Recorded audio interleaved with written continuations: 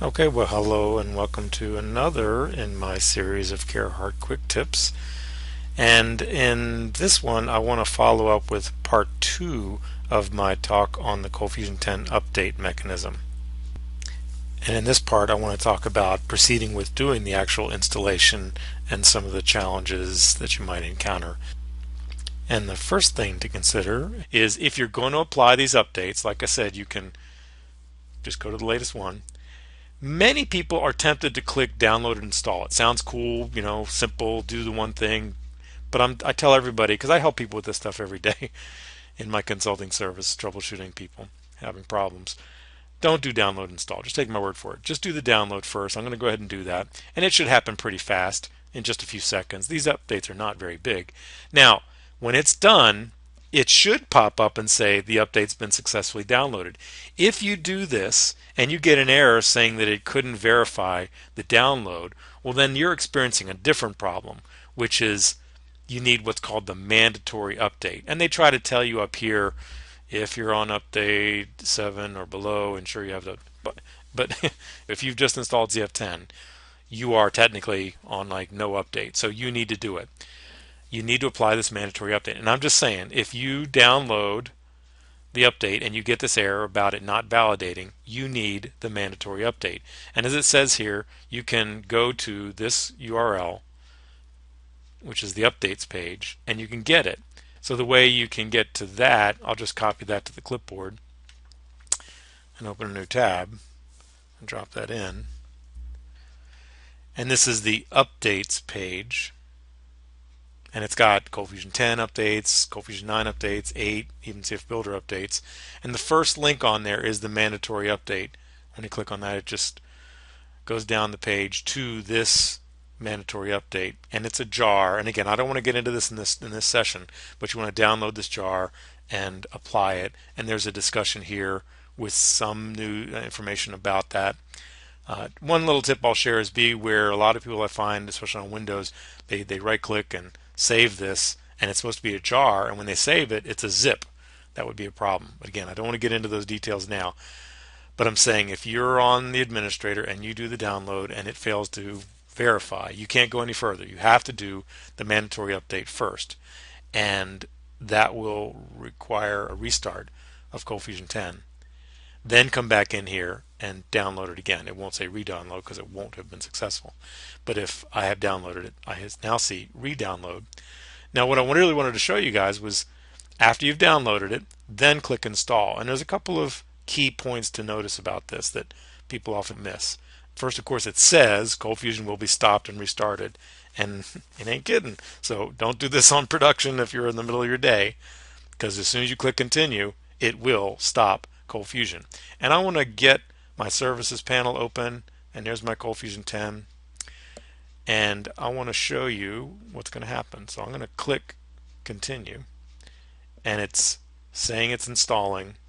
Now it says it's going to be stopped. ColdFusion is going to be stopped and restarted, and then it tells you you need to relog in, right? Obviously, if you restart ColdFusion, you got to relog in, and it should take a few minutes. And when I say OK, if I look at services, and I'll refresh it, and now it's stopping. So in the background, ColdFusion itself did this. I didn't do it. It's stopping, and now it's stopped. And now what I want you to see is that it automatically, not because anything I did, automatically the browser, the CF administrator in my browser, during that period I was talking for about 10-15 seconds, it automatically refreshed the browser. And it refreshed. And look at this, I'm in Chrome, so I get the smiley face, connection was reset. You might get an error that says, ColdFusion's not running. You might get a Tomcat error or Apache error or an IIS error.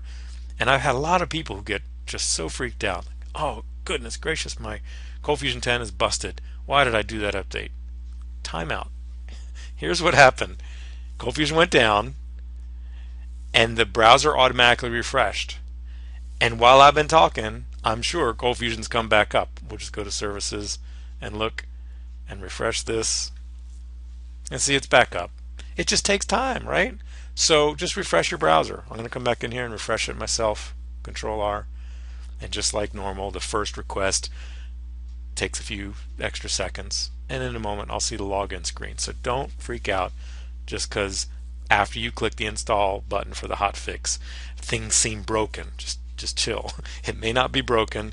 Just CFCF is in the middle of still starting up, and just wait a couple seconds, maybe a minute. If you get back in, you're good. You'll be taken back to the same page that you were on, which was the updates page, and you'll be able to confirm, are there any available updates? I should see that in a moment. The page saying that there are, no available updates. There you go. No available updates. And here's installed updates, and I did update 13, so it is installed. Notice too that there is the capability to do an uninstall of a hotfix. So if you felt for some reason something went amiss after doing an update, you could uninstall it. Here's where the uninstaller is stored. There's an install log. Many people just don't even notice these things. And there's where backups were taken during the update. If there's anything changed, it's in there.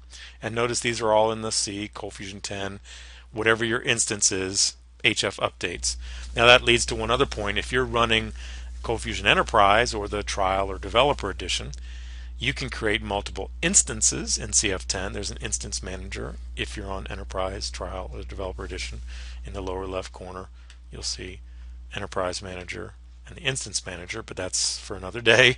Anyway, if you have multiple instances, then during that process of doing the install of the hotfix, it would have detected that, and it would have said, hey, I see you have multiple instances. Do you want to update all of them?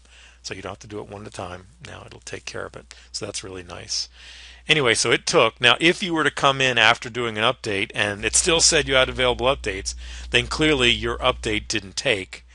And I'll admit that sadly at that point you won't likely see this information about the available log. So just take note of that now, that there is going to be, after every attempt to do an update, whether it works or not, in the HF updates directory under whatever your instances directory is, you will find logs. And there's more than just a file list log. There's also details about the update. And if there was an error, you should see information in that log. Okay, well, we'll call it for now for part 2. There's a lot more to cover.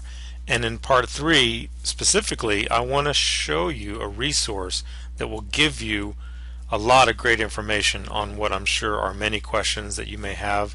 So look forward to part 3 to get into that great resource, basically a FAQ of 50 some questions and answers about the update mechanism. So more of that in part 3.